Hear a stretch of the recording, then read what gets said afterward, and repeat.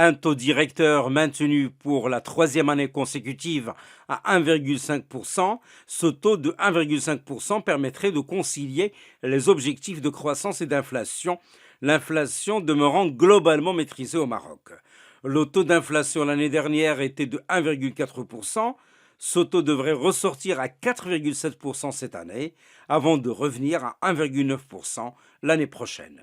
L'inflation poursuit donc son accélération entamée en 2021, tirée par les pressions d'origine externe liées à la flambée des prix des produits énergétiques et alimentaires, mais aussi par la hausse de l'inflation chez les principaux partenaires économiques du Maroc.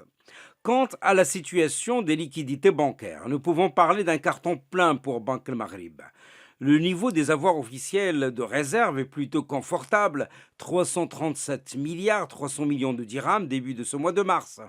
Et pour ce qui est de la croissance de l'économie nationale, elle devrait se situer cette année aux environs de 0,7% seulement, avant de progresser à 4,6% en 2023.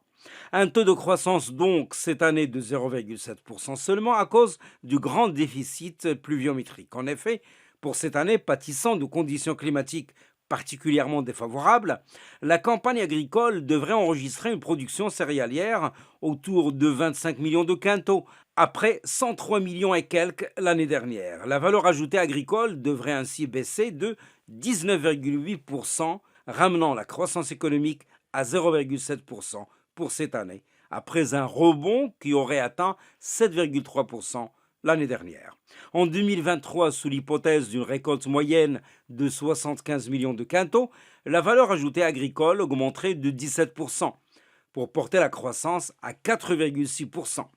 Concernant les transferts des Marocains résidant à l'étranger, ils devraient retrouver progressivement leur niveau d'avant-crise. Enfin, sur le volet des finances publiques, en dépit de l'accroissement important des dépenses de compensation du gaz butane et du blé, le déficit budgétaire devrait quasiment se stabiliser cette année à 6,3% du PIB, à la faveur d'une mobilisation exceptionnelle des ressources à travers notamment les mécanismes de financement spécifiques et les recettes de monopole.